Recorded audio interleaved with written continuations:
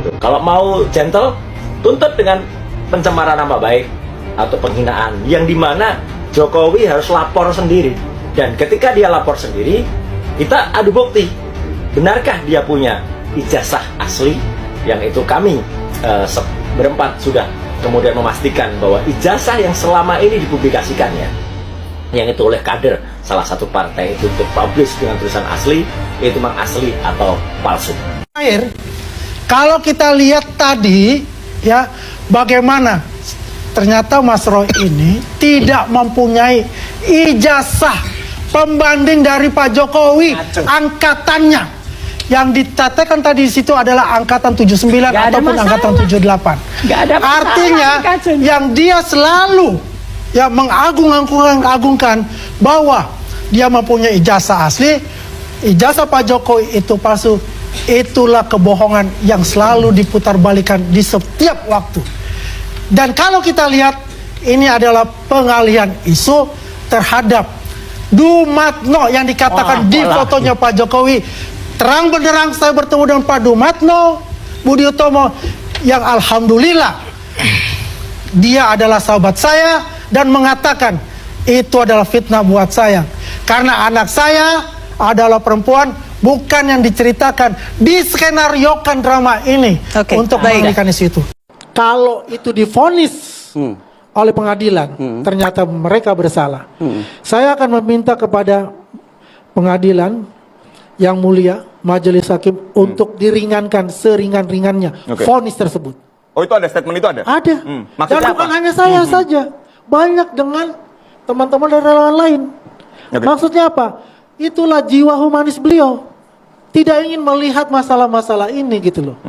Itulah yang menjadi buat kami adalah apapun keputusan Pak Jokowi melalui mediasi, melalui restoratif, kita serahkan kepada beliau. Dan kita samina wa ta'na.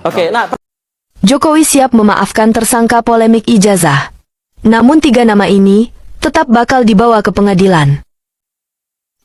Presiden ke-7 RI Joko Widodo menyatakan siap memaafkan sebagian pihak dalam polemik tudingan ijazah palsu. Namun, 3 orang tetap akan dibawa ke pengadilan.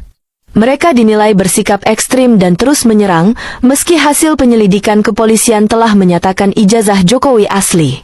Pernyataan ini disampaikan Ketua Umum Bara JP, Willem Frans Ansanai, usai bertemu Jokowi di Solo, Jumat, 19 Desember 2025. Dari sekitar 12 nama yang dilaporkan, tidak semuanya dilanjutkan ke proses hukum. Jokowi disebut memilih jalan pemaafan, namun tetap mendukung penegakan hukum bagi tindakan yang melampaui batas. Langkah ini dinilai sebagai bentuk kedewasaan politik, sekaligus penegasan bahwa hukum tetap berjalan.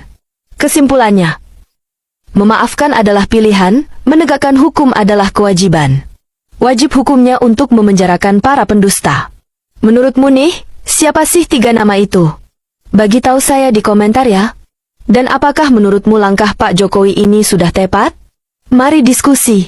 Saya mau bilang, kenapa Anda sekarang tersangka? Karena pertama ya, mens reanya dapat, niat jahatnya dapat. Yang kedua, actus reus. Tindakan kejahatannya sudah terjadi, yaitu fitnah dan kebohongan. Termasuk malam ini bohong-bohong 100%. Ya, itu tindakan, sudah tindakan actus reus namanya dalam hukum. Nah, kalau Arsul Sani nggak ada motif orang nuduh untuk maksud jahat, nggak ada.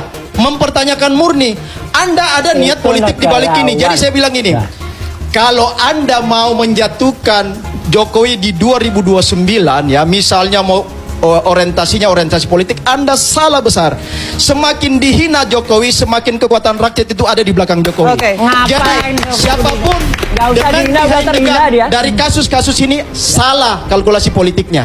Salah besar kalau ada orang di belakang itu. Dan biarkan mereka melihat sendiri siapa sebenarnya yang sedang main drama di panggung demokrasi.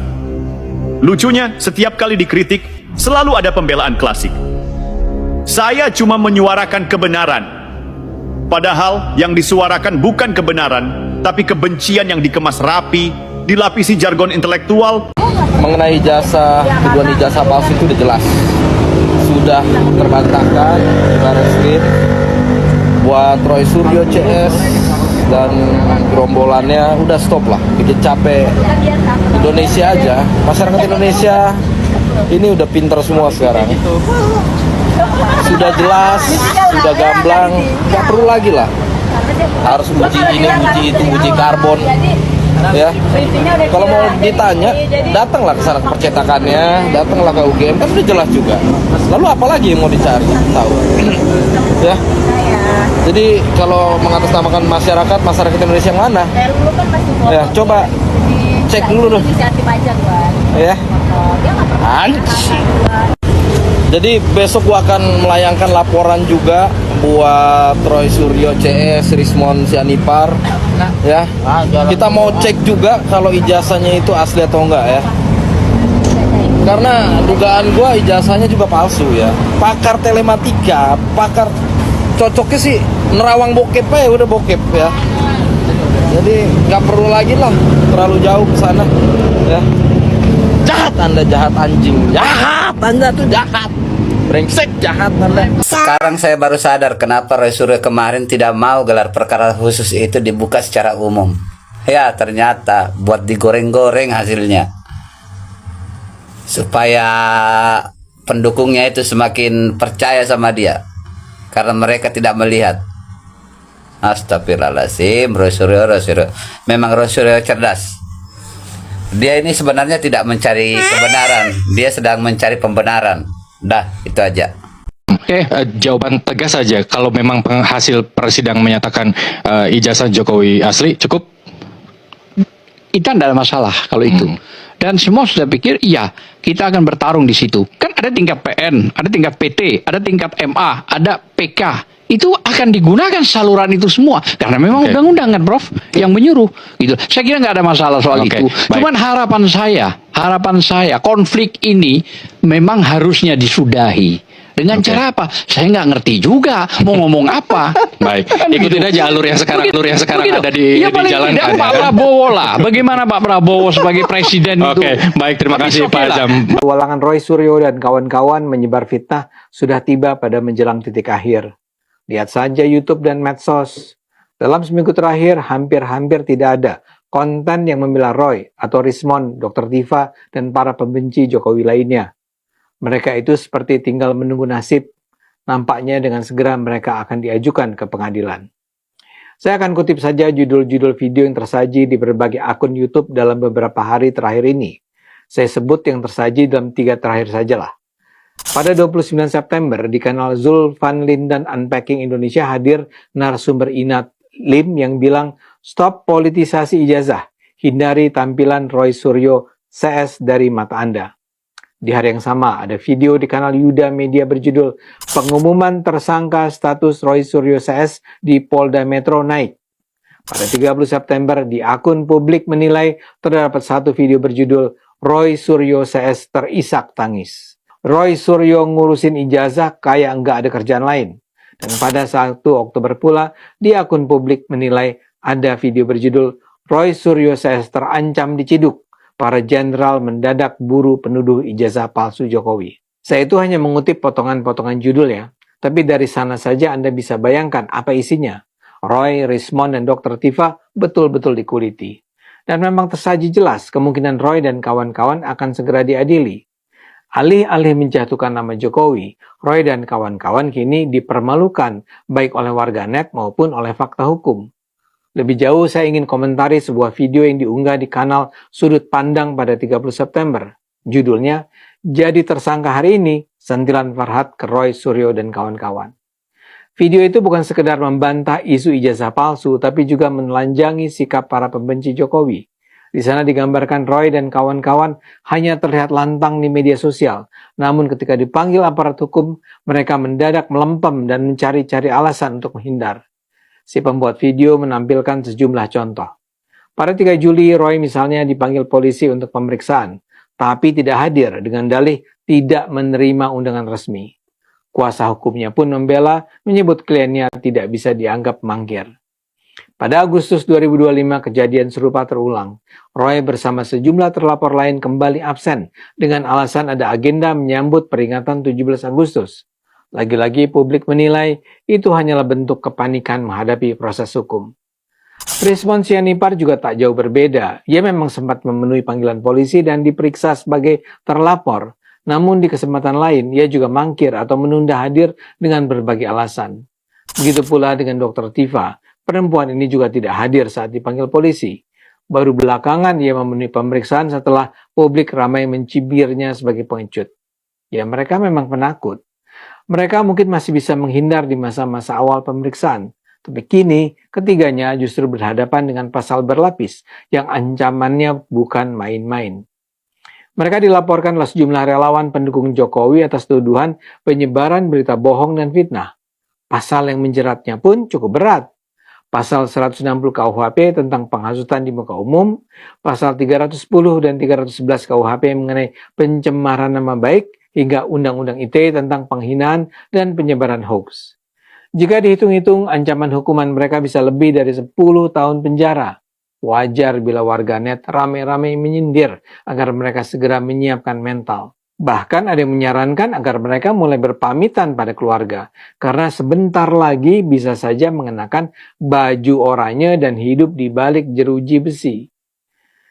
Dalam video itu, Rismond sendiri kini disorot balik soal ijazahnya. Ijazah Rismond Sianipar dari Universitas Yamaguchi diduga palsu, berdasarkan beberapa perbedaan mencolok dengan ijazah asli lulusan universitas tersebut. Ahli digital forensik menemukan bahwa warna, jumlah stempel, huruf kanji, dan nomor ijazah Rismond berbeda dari standar resmi universitas tersebut. Transkrip nilai juga tidak sesuai standar Jepang. Orang yang menuding ijazah Jokowi palsu justru diragukan ijazahnya sendiri. Di video itu juga ditampilkan sosok Farhad Habas yang mendesak agar Roy, Rismond, dan Tifa segera ditetapkan sebagai tersangka. Farhad telah melaporkan Rismond beserta Roy dan lainnya ke Polda Metro Jaya atas tuduhan pencemaran nama baik dan fitnah yang berkaitan dengan isu ijazah Jokowi. Farhad menyatakan bahwa semua bukti, termasuk pemeriksaan ahli IT, mendukung untuk segera melakukan penyidikan, memanggil saksi, menetapkan tersangka, dan melakukan penahanan jika perlu. Tak berhenti di situ, dalam video itu Roy juga diserang habis-habisan dan dirujak warganet. Kasus selama Roy, kasus Panji diangkat kembali. Saat itu, Roy Suryo dituding membawa pulang ribuan barang milik negara, termasuk perabotan dapur saat lengser dari Menpora. Gara-gara itulah dia sampai sekarang mendapat julukan Dewa Panci. Meski Roy membantah dan menyebut kasus itu sudah selesai pada 2019, tapi stigma Panci masih melekat dan selalu jadi bahan sindiran. Dalam video itu juga ditampilkan seorang warga dari NTT. Dia mengomentari teriakan Roy dan kawan-kawan yang minta Jokowi ditangkap. Pemuda itu membuat tantangan kepada Roy. Menurutnya, jika mereka berani teriak tangkap Jokowi di medsos, seharusnya mereka juga berani melakukannya di dunia nyata. Ia menegaskan bahwa masyarakat Indonesia Timur sangat merasakan pembangunan di era Jokowi, dari Papua, NTT, Maluku, hingga pelosok Kalimantan. Karena itu mereka siap pasang badan membela Jokowi. Dan yang paling konyol adalah video terakhir yang menampilkan Roy dan kawan-kawan. Di video itu, Dr. Tifa sendiri sampai bilang kalau Jokowi hanya bisa dihancurkan oleh 3 orang gila, Roy Suryo, Rismond, dan dirinya sendiri. Pernyataan Dr. Tifa ini malah bikin warganet yakin kalau mereka bertiga benar-benar gila karena selalu menyebar kebohongan terkait ijazah Jokowi. Kebenaran soal ijazah Jokowi sebenarnya sudah final. Fakultas Kehutanan Universitas Gadjah Mada, tempat Jokowi kuliah sarjana, sudah menegaskan ijazah Jokowi asli. Tidak ada yang palsu, tidak ada manipulasi. Bareskrim Polri juga menutup kasus ini karena tidak ada bukti hukum yang bisa dipertanggungjawabkan. Jadi jelas, tuduhan ijazah palsu hanyalah kebohongan yang dipelihara dan terus digoreng. Kita tinggal menunggu kapan Roy dan para bestinya diajukan dan diadili di pengadilan. Ayo gunakan akal sehat, karena hanya dengan akal sehat Indonesia bisa selamat. Oke, terima kasih yang sudah ikut menonton, menyimak ya. Itulah pendapat atau komentar-komentar dari teman-teman netizen juga yang sangat menyayangkan, selalu menuduh, namun akhirnya tidak ada kepastian.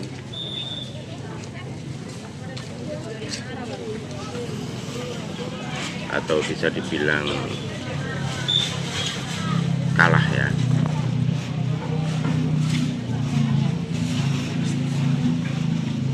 Jadi tetap akan masih berlanjut karena apabila diberitahukan ijazah aslinya pun mereka akan ke arah yang sama, bahkan melebar kemana-mana hingga saat ini. Maka secara logika orang bisa bekerja bahkan menjadi PNS atau aparat itu didasari dengan ijazah. Itu bertentangan dengan semuanya sebenarnya. Bertentangan artinya apa? Orang yang sudah menjabat berkali-kali masih dituduh dan dikasuskan. Kali ini mereka yang diragukan ijazahnya Jokowi palsu atau justru mereka yang palsu. Seperti itu. Oke, terima kasih. Yang selalu berkah barokah. Wabillahi taufiq wal hidayah. Wassalamualaikum warahmatullahi wabarakatuh. Mohon maaf ini sambil di pasar ya teman-teman.